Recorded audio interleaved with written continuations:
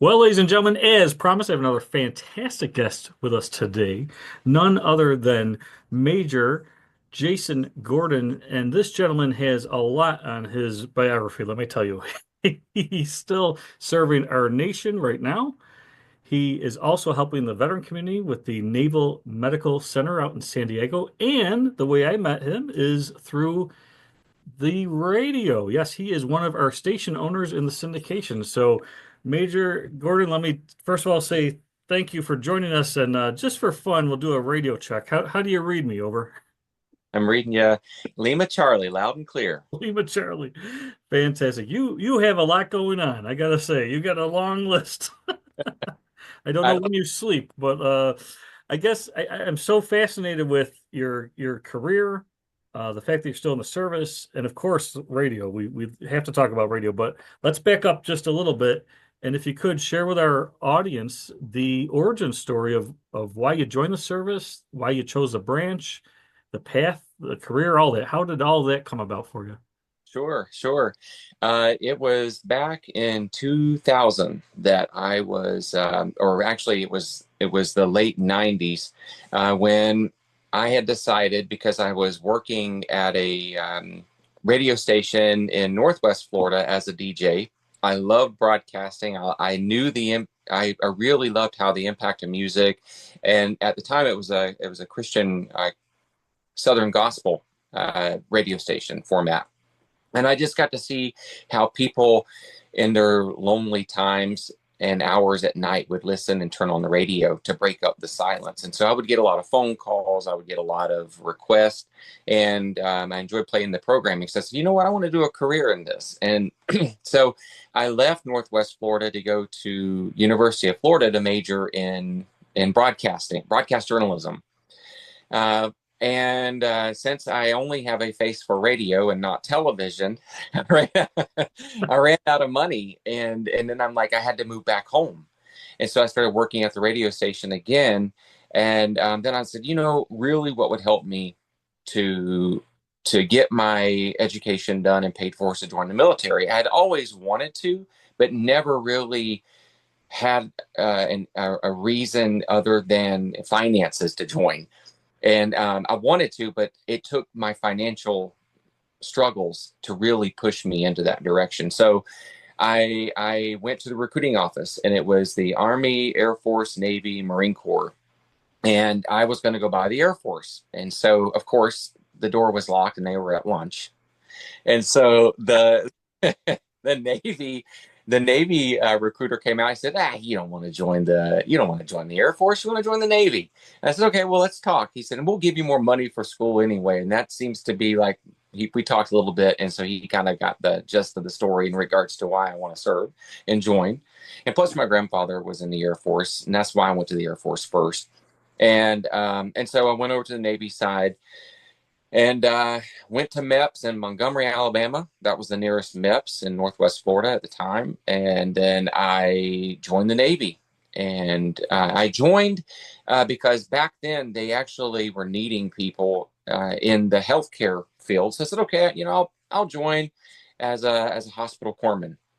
And so I joined as a corpsman, became a surgical tech, and then like an ophthalmology surgical tech. So you could specialize in which surgeries you wanted to assist the doctor with. Basically, the surgical techs, it's a great profession, but I always felt like I was a glorified janitor in some way because no matter what happened in the operating room, and it was a mess, we were left behind cleaning it up. We also wiped it down and cleaned it up. So I did that from 2001 to I had joined April 2001.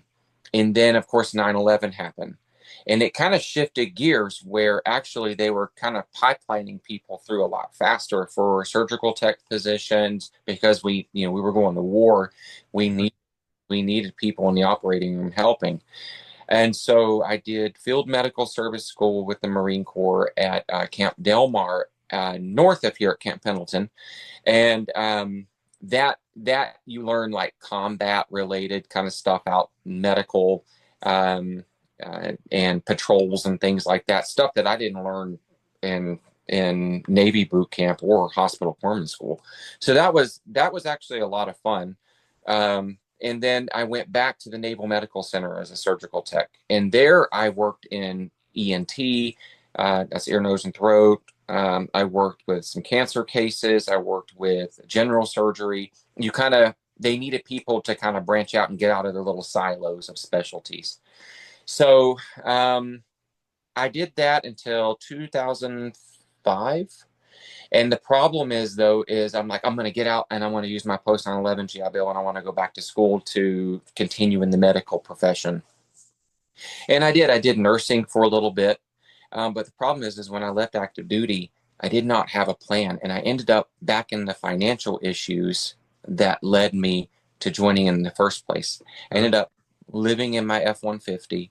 And not many people know that, but I worked at the Naval Medical Center as a federal employee, doing the same thing I was doing active duty, but then came back. I was homeless, and would shower at the gym and then report to work. But I would sleep in my truck.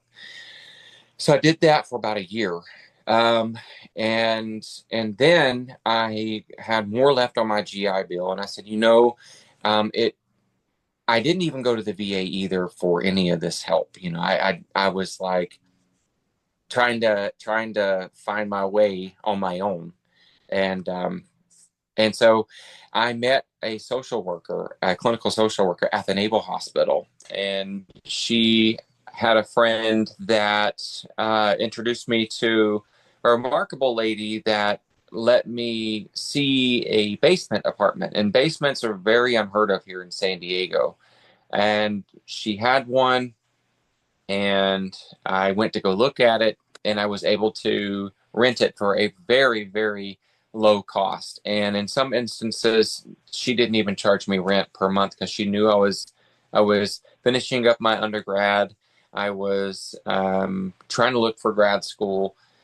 And when we had a grad school fair at my undergrad, Point Loma, USC was there, and they had a military specific master's in social work program that I'm like, oh, that might help me get on the right path to paying for grad school, because I did not want to take out loans. I had already been through I was raised very poor, growing up in Northwest Florida. I've been there when there's no food in the cabinet as a child, as an adult. I did not want to go back to that. And so I looked at USC. They were the only grad school that I applied to. And I got accepted. And my first semester there, I said I wanted to find out if the military was interested. So in clinical social workers. So I started calling around. So I called again, let me just see what this is about. There's a health profession scholarship program that's available. And so I made a phone call, ended up talking to a recruiter, Air Force recruiter, because the Navy, they were not really promoting having someone pay for grad school right now. They wanted to sign me up and pay for 30% of my program, which the rest would be absorbed by loans. And then I would have to serve 5 years. And then, so I said, okay, let me see what the Air Force is offering. So I called the Air Force recruiter, and it somehow or another made it across the Pacific Ocean to Hawaii. And he was like, how did you get my number? I said, well, this is the number that listed on Google, for local Air Force recruiter or officer recruiter. And so he patched me back to Santa Monica, where they actually had a very discreet, a very, very, I think a better word would be like hidden office there. And in this big office building in Santa Monica. And so I called them. He gave me the local number. And then I went to an interview, and then I filled out all the paperwork. And then with this scholarship now, I was like, you know what? They're probably not going to take me because I'm prior Navy. And they only have 10 available slots across the U.S. Wow. 10. But I took that huge step out on faith, and I applied, and And then one day during one of my classes, I got a call from the recruiter, and he says, "Well, I wanted to call you and let you know because we've heard back from the board that there was only 10 slots." I'm like, "Yeah, I didn't get selected." And he said, "And you were one of them." And I'm like, I started like tearing up. And I came back in, and my Sure. professor thought I had to call 911 because I looked like I was hyperventilating a little bit. I just couldn't believe it. I just couldn't believe it. And I'm like, well, from growing up, and I was going to go in the radio, I ended up now going into to being a mental health provider, and that's where I am. And so I graduated in May of 2014, and then I went to they call it COT, Commissioned Officers Training at Maxwell Air Force Base in Alabama, Montgomery, Alabama. So I went there for a 5-week course, and get this now. So I enjoyed Navy boot camp a lot better than I enjoyed COT training because I was a lot younger, and I was like, oh yeah, I don't care if they yell at me, and being older, uh, it was challenging when they kind of like are marching you around, yelling at you, and just like this is like I'm an adult now. Why am I having to do Yeah, this? And so, but I succumbed to my own pride and trying to fight it, and I just went with it, and then graduated, and I went to my first base because as a clinical social worker, you have to do 2 years of clinical supervision before you can sit for a board yeah. for your license to practice independently. So they sent me to Holloman Air Force Base, New Mexico, near White Sands Missile Range, north of Fort Bliss, about 80 plus miles. Um, and so I went there, got my 2 years of clinical supervision, took my board exam, um, got licensed, and then they sent me to Guam, and which I really love because you had to be very creative. I call it expeditionary style practicing for mental health, or on the medical side too, how they practice that because you have limited resources when you're thousands of miles away. So you have to be creative, and there I got to see a lot more of different cultures. They would send we I got to see tri-service. I saw a lot of soldiers. We have some really neat things going on there for the Army. And then I got to see, of course, airmen, and then Navy and Marine Corps. Hmm. So I saw pretty much everyone there.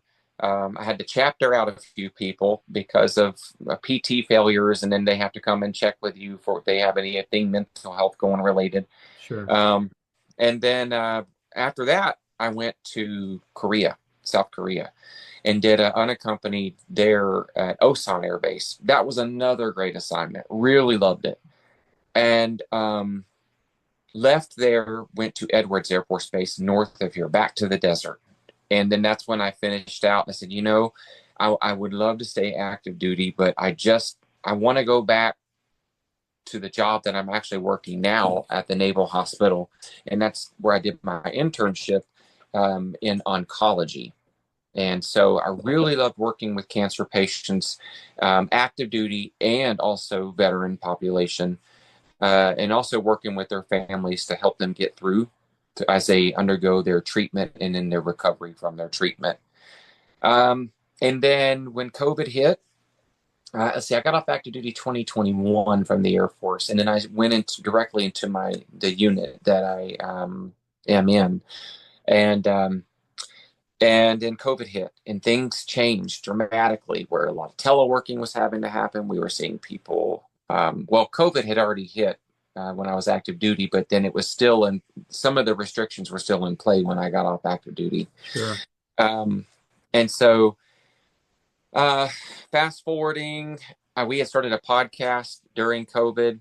Fast forwarding to where we are now, I said, I really would like to have a radio station. I really would like to be able to encompass what I've learned as a mental health provider, from providing health tips, self-help, um, just positive vibes, and then just, I guess multiply it across the world.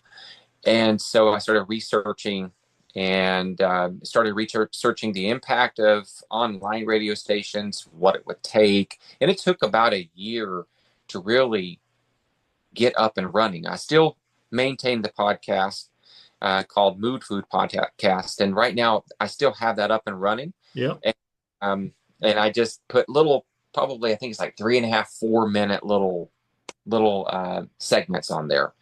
And just enough to kind of nail home a point and hopefully provide something that's useful. And then that way, because I know for me, my attention span's very short, and I think it's maybe the military did that to me as well. It's like I'm squirrel and I'm having to work on something else at the same time. So I like to stay busy, and the radio station definitely took a lot of work to get to where we are today. And we have listeners all around the world. I have news, I have weather, I have self-help programs, I have faith-based programs, I have health-based programs, I have dietitians that come on, I have financial program that's called Faith and Finance Minute. I have daily consumer radio reports. I have things special about each awareness month. And I actually partnered with Brown University to air a couple of their podcasts. One is called Possibly, and the other one is called Humans in Public Health. And so they contacted me, and I'm just like, I'm not a big Hollywood production by no means, but they contacted me because they had been listening and they wanted to incorporate. And of course, we air the Lima Charlie Show, which is a very popular show. We have a very, very large active duty and veteran population of listeners, not just stateside, but around the world. And so I try to make sure that the goal is to make sure that I bring a taste of home to them, no matter where they're serving, in a self-help style. And because it gets lonely serving overseas. Been there, done that. But I wanted to even push what we're doing here further, and we have a magazine called Start Healthy, and it comes out every 2 months. And so it too has self-help ideas in there, articles about travel, healthy recipes, things that hopefully activates the senses. I call it, like, I like to activate the senses in our human existence, from reading something tangible to listening to something, and helping reset the vibe that you might be experiencing within. And a lot of people walk around with a lot of battles, and they may have different ways of showing it. So hopefully what we're offering here is something that helps them win that battle and survive another day. Yeah, well, I can tell you, you are. I enjoy listening myself. You broadcast our show on Sunday. It's evening for us. I'm on the East Coast, you're on the West Coast, so that's an enjoyable part of our weekends at the house. So we love your station. But yeah, the food mood, mental health tips, all of that. I didn't know about the magazine, so that's new. I'll have to check that out. And I'll tell you, we have listeners that chime in. Shout out to Joey serving active duty out there in Germany. You know, he listens to your station via the stream. And I'll tell you, it's like you are providing I'll call it an attitude alignment. You know, if you're in a funky mood, turn on G2 Radio Network, and you're going to be in a good shape in about 20 minutes. Thank you. Yeah, we play all genres of music. And the good thing is the server platform that we broadcast to, we pay them a set fee to broadcast, and out of our own home, and they pay the royalties of the music that we play, or else I would have to absorb the cost of a lot of these licensing fees for broadcasting the music. And that's one thing why I migrated from the podcast platform to radio, is because on a podcast platform, you're still bound by copyright laws. And so I wasn't allowed to air any music that has a copyright law connected to it. Now, unlicensed music, I could air that all day long on a podcast platform. But it's artists that are may not be known, or they're trying to get started, which they produce some really good music. But I knew, like, in order to get a listening audience, and we don't really have a I have a very low power AM transmitter. Yeah. Okay, so I mean, this thing will get you to the fence post and back. Yeah, yeah, So, because it's what realtors used to use in order to, like, if you were driving in a neighborhood and there were houses for sale, they had a little AM transmitter inside the home that had a pre-recorded message about the features of the home. You just tune in on your AM. I didn't know that. That's wild. Holy cow. It does not require an license to operate it, because I mean, it is low power. And so I do have that, but we're not really listed as a terrestrial station per se. I'm trying to work to that, and maybe some of the restrictions on some of the licensing that FCC now has in accepting new licensure for construction permits and things to get a license to broadcast. I'm hoping that they will kind of open up a little bit more so we can kind of push more in the local area. I want to be that beacon in the Yeah. local town that we live in. So if someone lost their dog, I can come on the air on the mic and say, "Hey, Susie lost her cocker spaniel on Date Street. If anybody's seen, come on by." You Yeah. know, Well, and I hope that happens for you because I'll tell you, and if anyone's from the FCC listening right now, I'm telling you, you folks haven't approved a new station in seems like I don't even know, a long time, very long time. And to me, radio, the reason I do this show, I love radio. It connects you with the community. So what you're doing with your station, what our flagship station here, which is owned by another veteran, Bill Yonke, does a fantastic job. Broadcast out of WEBR. We have WLVL out in Lockport. These are local stations like you said, and in our area, even the weather is a big news story, right? They'll be like, "Hey, don't go down Sheridan. There's a big water main break, and you're gonna, wind up sliding into a ditch." All of those things are very important, and you get the community, what you would say vibes, right? You know what's going on with the community, and people can actually find uh, unity of you know making their voices heard. They can call in and say, "Hey, I'm really sick of this particular thing," and other people either agree with them or disagree with them, but you get the consensus in real time. you do, whether it's like you want to hear it or not. We actually have a studio line, and so I do get listener comments, and I will air them from time to time. And there are some that are just hilarious. Like, okay, I didn't like that news spot that you played.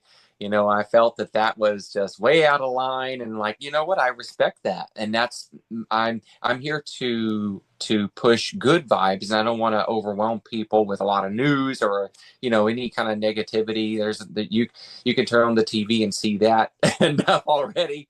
And so, but there's something nostalgic about having a hometown radio station where it does bring the community together through music, through awareness, through education, and really uh, sets the tone, I think, of the unity in the radio in a community. If you have a radio station in your community, it's very important to support that radio station, because it could be gone, and then you would have no source of news and information on the local level, like the more intimate level of knowing that so and so up the street needs some extra assistance because they're not feeling well. And I've even made some announcements like that before, like, hey, so and so is just got out of the hospital, they're not able to cook, can someone please come by, let's do a meal train or something for them.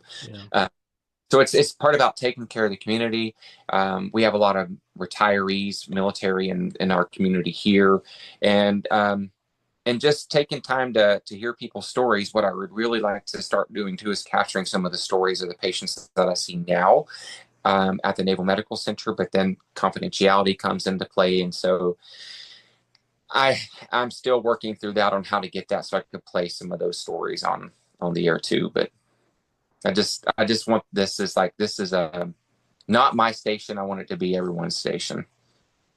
Well, that's the right attitude towards it. I think for way too long, um, the radio business, if you want to just look at the business side of it, it got commercialized really fast, really quickly at a time where think the internet was taking off and social media was starting. So it's almost like it went unnoticed, but I can tell you locally, there's a few dozen stations that over time they were all kind of purchased by one large entity. And when that happens, and I know I might get some flack from some other stations out there, but I'm just going to tell you folks that when that happens, you lose that connectivity to those smaller communities. And I think that you lose some of that special, unique value of why people were choosing your station to begin with. If 20 stations are playing the exact same song list and they all have, pre-recorded things, it's not the same. You're not getting the same. Therefore, you're not going to get the same loyalty. Locally, there's stations that people will absolutely go to during a storm. Absolutely, they know where to go because for decades they've become known for that. There's also a station known for sports. Anything sports related. We're in a huge sports town. Sabres, Bills, the Bisons, everything, right? Bandits. So there's a station for that. And then our flagship station has a fantastic variety of folks from different communities. So by keeping that standard, I think you'll find that you're making a huge impact in what might seem like small moves, but that really is that's home, right? That's comfort. That's part of your daily life. I mean, I turn on the same station every morning when I wake up, right? I listen to Bob Stilson. He makes me laugh every morning, puts me in a great mood before I go out and pretend I'm conquering the world there. And that's it's just a special thing. So when I hear that they're trying to make cars without radios and all these other things, that bothers me to no end. But luckily, there's station owners like yourself that understand the value and I'm just so proud that you're in the network and carrying the show. It's a big honor for us that you're carrying that, especially now that I know the types of fantastic listeners you have in that area. Definitely. And you know what? It's something that I have a strong compassion for. It's something that I hope continues to grow. And I know I've been talking with you a lot offline, and you've been very instrumental in helping me make this into something even bigger. And so I really appreciate that. And helping eventually I'd like to make it into a nonprofit, and I'm working towards that. And I'm just still trying to figure out, is the mission going to be for providing, there's several different needs here in our community. And one is transportation to and from appointments for a lot of our veterans, whether it's to the Naval Hospital or whether it is to the VA Medical Center that we have here in La Jolla. It's a huge facility. And transportation is one of the number one problems that I recognized. And so at least maybe from a nonprofit standpoint, use the funds that we bring in to help subsidize an Uber driver to take them. And they do. A lot of these veterans that I've met and their families are very savvy. You wouldn't think they would be turned off by tech stuff. And but they're not. They see the migration towards it and the need that, hey, my services depend on my interaction with this app. The VA has I think a pretty Right. decent app. You can chat with and send messages to your provider, refill prescriptions. And so I teach a lot of that to our elderly that come through on downloading the app and how to have the access to your provider. The Naval Medical Center also has an app that they created, so I help them do that. We have a electronic medical record system called Genesis, and by no means of the opinions that I'm expressing about anything have to do with the DHA or DOD or anything. It's just I'm just educating about what I do when I'm not doing radio stuff. And so I see the need, and so that's why I said, okay, I can take what we have here, create a nonprofit to help subsidize some of those areas where maybe it's not being congressionally funded in a small way. I mean, we're a small operation here, and right now we are absorbing all the costs. But if we have one person tune in and it helps them through the day, I've done my job, and I feel really strong about that. And there are some days where I want to quit because it's like this is getting really expensive. But I'm Right. like, I've been blessed. I want to be able to continue this. And going back to the technology piece real quick too, is we actually have an app that was created by Thel, And he created the app for our radio station, and it's free. It's on the Google platform, it's on the Apple platform, and so that allows folks to take us anywhere, and it's available for CarPlay, and it's also for on your phones. You can download the app. It's the G2 Radio Network La Mesa app. And it's free. And so you can connect with us and listen. The station runs 24/7, 365. And if we go off the air, there's a server in Pennsylvania that kicks on that we've uploaded music and station IDs to carry us over until we get the technical problems fixed here on a local level. Well, that's smart. Like a true military professional right there. Yeah. Well, that's great. Yeah, I wrote that down. I'll get the app myself because I love tuning in. So now that I know that, I can have that in the car during my commute and things like that. Thank you. Thank Yeah, you. that's fantastic. Well, you got a lot going on. This is like mind blowing to me. I do want to ask you. I know you're still in the service, so I won't ask you, name names or anything like that. But you learned a lot and you're teaching a lot. Is there one particular lesson, a life lesson that you feel you probably could only have gotten from your military service, or at least a theme there that you picked up on that became, very prevalent in your life?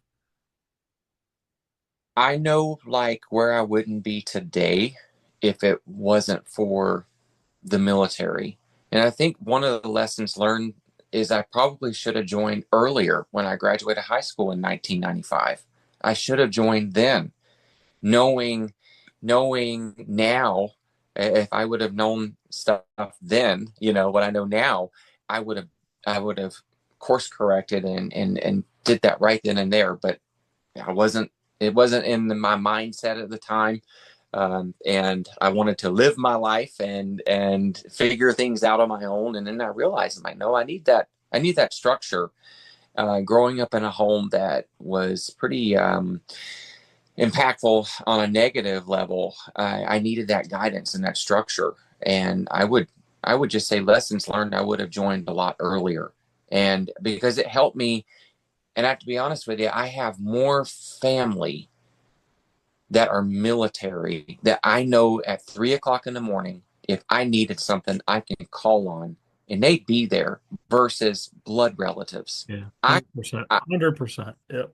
some I cannot count on as far as I can throw them. But that's just the nature of the relationship that Yeah. we have sometimes with family. And you can try to repair things, you can try to make things right, but it takes both. And so you have to pick your battles. And so with that, I have more military members as family than I can count on than my blood relatives. I don't love them any less. It's just that Yeah. that's just the nature of what Yeah. I've learned in serving.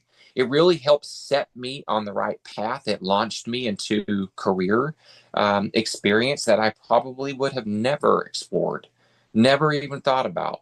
Um, and I think in the long run, like I said, it really set me up for success. I would not be where I am today. It helped me get my finances in line. It helped me get structure. I mean, in the military, you're told what to wear, what time to show up, when you're going to eat, you're going to get paid on the 1st and 15th. It gave me that structure, Right. and which helped me really learn critical thinking and to really think things through. And sometimes I still get confused about how I'm going to wire something that's analog digitally to my MacBook for the radio station. But somehow or another, I've got all these wires that I could stretch around the earth probably twice. Yeah. And I just connect it and it works, thankfully, and I just I made myself vulnerable to join the military, and I'll never, never regret that. Never regret that. Did I always have Was it always a bed of roses? No. I mean, it's the military. And did I always like being told to go pick up cigarette butts at the smoke pit, even though I don't smoke? No, I did it anyway. I was told to do it. Yeah. So it just really set me up for success. I cannot say that enough, and has really opened so many doors for me. I just know, like, wouldn't be have made possible not for me joining the military. Yeah. Yeah. Just to add on to that, a good friend of the show has been on a couple times. Wonderful veteran that's been up here actually for events as well as Brian O'Hare. He's out in your neck of the woods there. He's out in LA, filmmaker and author. And I love what he's always said that the one thing that universally sets the military apart 100% is we became, whether we wanted to or not, problem solvers. We became like Right. the expert okay, you're telling me I can't, but I know that I'm going to do this, so I'm going to figure it out either way. It's like the Rubik's Cube regiment in every every branch of the military. And I do want to say something about the family versus brother and sisterhood we have in the military. I find that's universally true. I mean, I love my family, but there's a different severe there's a how do I say this? The I know how I'll say this. I used to say if you look at the barracks of any, I was in the army, so any army barracks, you're going to find a lot of things in every single one of them. You're going to find 90-degree corners on the sheets of the beds. You're going to find polished floors that were cleaned by some, cadet or younger enlistment. You're going to find bathrooms that were cleaned with toothbrushes. You're going to find people that get up instantly, are in the same uniform, and ready to go. What you'll never find ever in barracks in any base worldwide is you'll never find eggshells. No one walks on eggshells in the army. You have to have conflict resolution at a high level, an instant level. And I think that's the key difference. I really do. I think this is why people in our lives that we love that weren't in the military seem baffled that we can have some really close friends who we might even argue with regularly in front of them. But it's because you learn quickly. We're all different. We all have our own thoughts, but we don't carry that and hold on to it. When you're in the service, you address it pretty quickly, one way or the other, especially if rank's involved or if it's in the way of the mission getting accomplished. You have to put all that nonsense aside one way or the other. So you're going to resolve it. You just have to address it head on. So no one walks on eggshells. It's kind of a quick reaction to any conflict that comes up. Exactly. We learned And, conflict and it might be solution. uncomfortable, but you think about how it is with other people in our life that you do have to walk on eggshells with, and you're like, well, I'm going to let that go for another holiday or two. Not in the army, not in the military. You're getting over it, and you're still going to work together, and you're still going to have a baseline respect for each other because ultimately we put our lives on the line and we do it for each other. Period. Period. Uh, It doesn't matter what you were arguing with at the mess hall. When the shots are fired, you're all 100% in on protecting each other, and I think that's why a lot of us veterans find that we connect on a higher level because that's the skin in our game. That's what we've done. And it's no fault of our family or friends in the civilian sector, no fault at all with our coworkers. They don't know that, but that is the difference. I believe that's the thing that it just bonds us forever, whether we want to be or not. exactly. And that even helps me today as a clinical social worker, problem solving, Sure. kind of get to the addressing the elephant in the room in a way that's respectful, maintaining dignity and self-worth of people, but also really empowering folks to look at their strengths. We're not all going to get along. We're not all going to agree, whether it's politically, financially, maritally. The list can go on and on.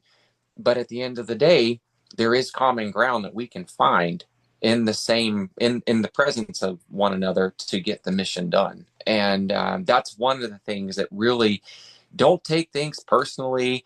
Just you're there to fulfill a role that's a very important role, and that role is going to make a lasting impact. This isn't just something that someone thought about.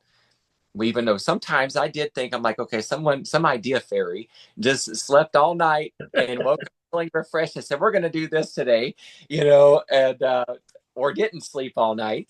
And but you just roll with it and you bring the team along with you and you try to make it fun. But also, I think what I learned very quickly is a lot of the younger generation joining the military now really want to know the why behind things.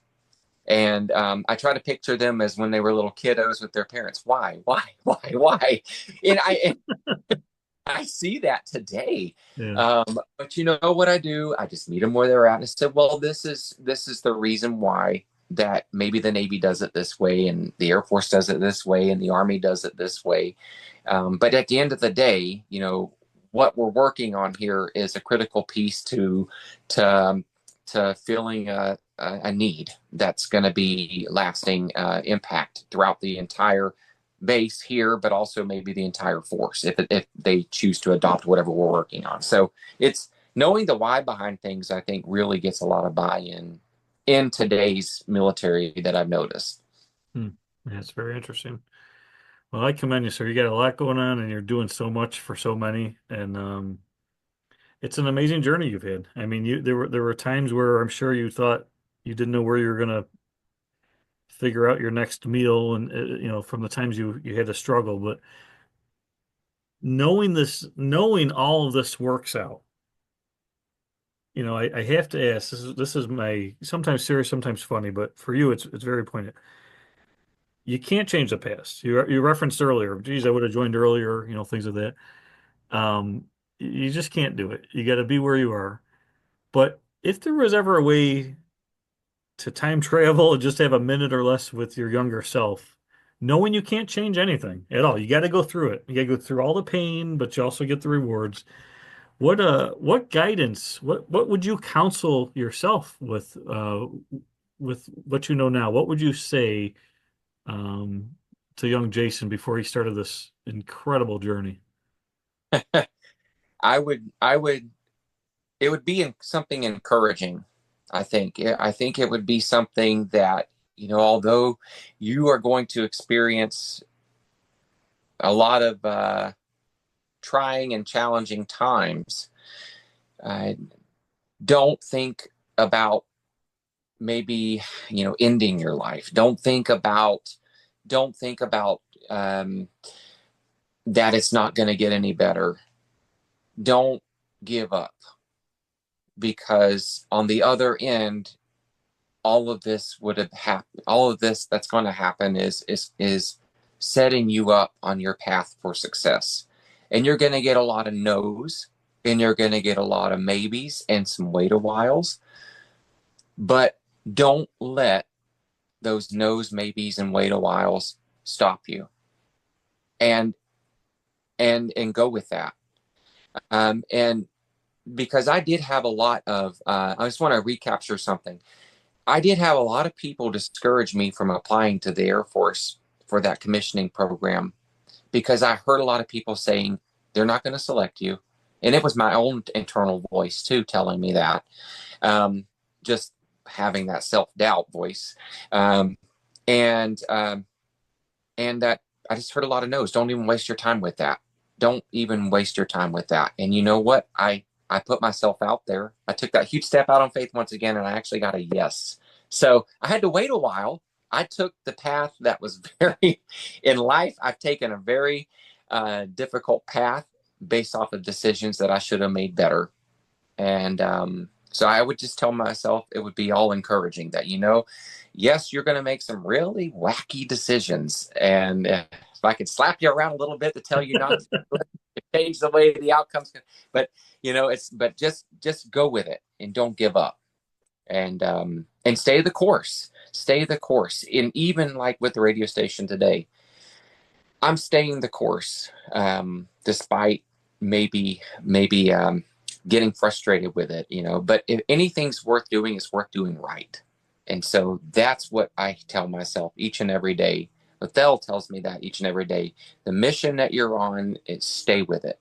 It's not going to return anything void. And I said, only if I have one listener, I know that we're making a difference. Yeah, that's fantastic. Well, you both certainly are. I mean, like I said, I enjoy it. I'm so happy and proud of you both for what you've accomplished.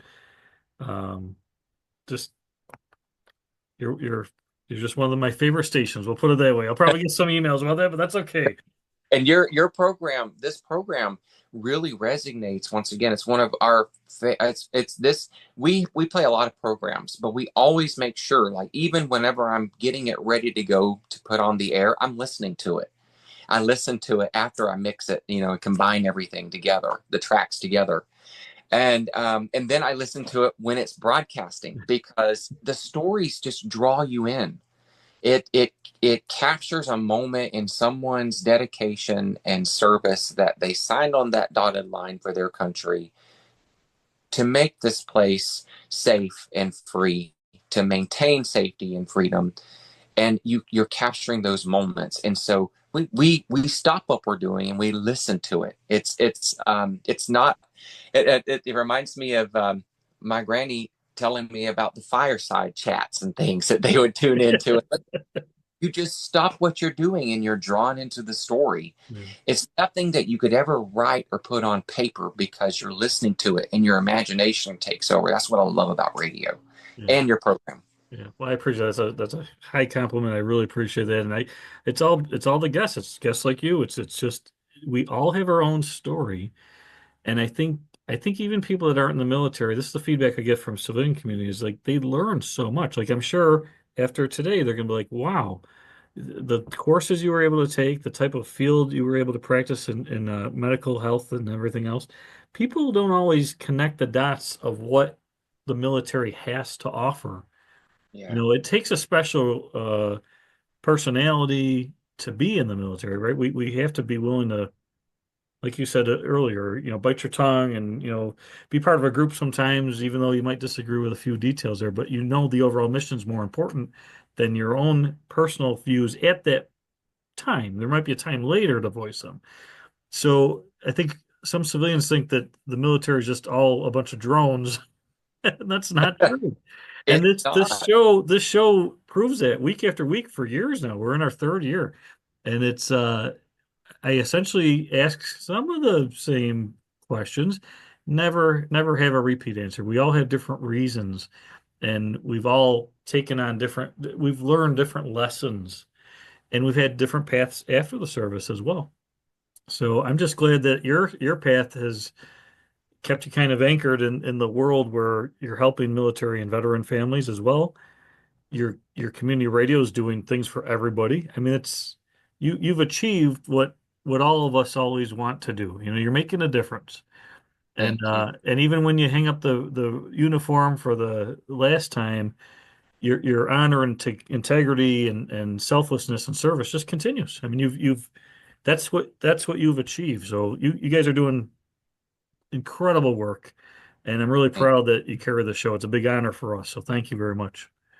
thank you very much. We couldn't do it without you Mhm. and everybody's support out there, just encouraging us along and letting us hear from you. That really helps keep us motivated and that we're heading down the right road and that we're on the right track of fulfilling what our mission is here, and that's just to keep people and give them some hope and give them some good vibes for the day and keep people entertained for sure.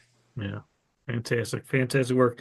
Well, folks, I want you to definitely, if you want to download his app for the station, at least tune in. The website is g2radionetwork.com. I get that correct? That's correct. Perfect. And if you want to, if you don't catch our show on Saturday, you can tune in and listen to it on G2 Network, radio network, sorry, on Sundays as well. But definitely check out all the programming they have there. Stream online, no matter where you're listening to our show right now, you can listen to them right now. And check out the variety of programming and music they have to offer. And thank you again, sir, for your continued service. And I'm going to hold you to this. We'll do a follow up and see how things are progressing for you down the road. I would love that very much. I can't thank you enough. Yeah, well, thank you. All right, folks, stand by. We're going to take a short break and then we'll be right back.